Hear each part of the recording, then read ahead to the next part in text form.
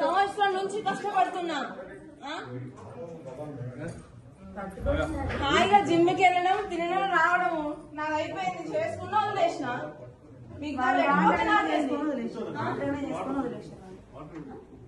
అదే జీవితం అనుకున్నప్పుడు నన్ను ఎందుకు చేసుకోవాలి?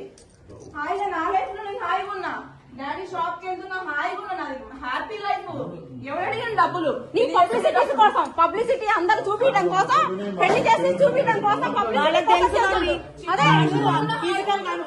తెలుసు. తెలిసి వాళ్ళ రాజకీయం కోసం చేసి తెలవడం కోసం చేసింది. వదిలిపెడతామన్న ఉద్దేశంతోనే చేస్తాం. అంతే తెలిసి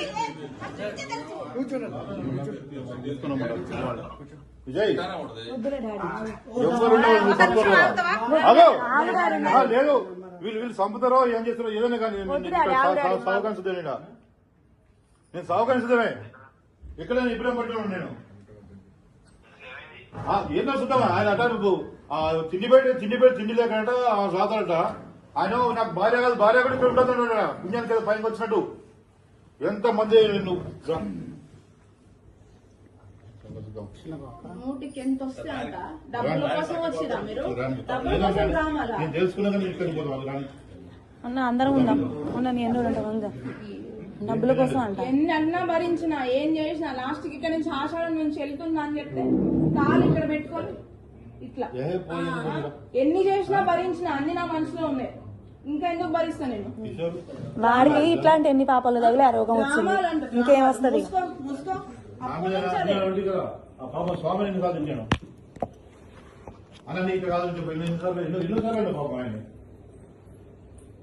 నా లైఫ్ లో నేను హ్యాపీగా ఉండేదాన్ని. తీసుకోవచ్చు అదే కదా. సంవత్సరం నుంచి ఇంటికి వచ్చి పిల్లని ఇవన్నీ తీసుకొచ్చి నా పిల్లలకి పబ్లిసిటీ చేసి గొంతు కోసి అక్కడ కూర్చోబెట్టి ఇప్పుడు డబ్బుల కోసం మాట్లాడుతున్నారు. డబ్బుల కోసమా లేకపోతే ఇంకా తిండి పెడతా ఊకనే అందరు ఇంట్లో పని మనుషులు పెట్టినట్టు పెడతా. ఎంతమంది ఇంట్లో అందరు ఉంటారు, నువ్వు ఉంటావంటే మరి అందరు ఉండేటట్టే చేసింది పెళ్లి. ఏంది మన తిండికి లేక పంపిస్తుంది? నా తిండికి లేక ఇంటికి వచ్చిందా నా బిడ్డ? ఏమన్నా అనుకుంటే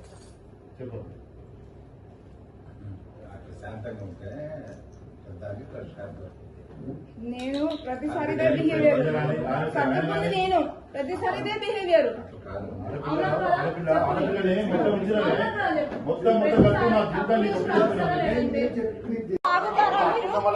మీరు ఆగుతారా?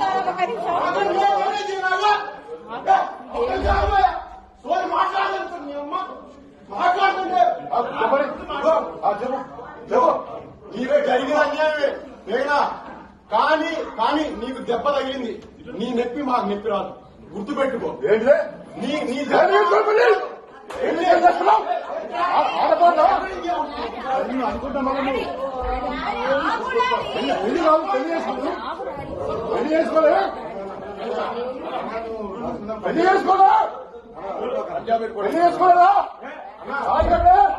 పుణ్యానికి వచ్చిందా బిడ్డ?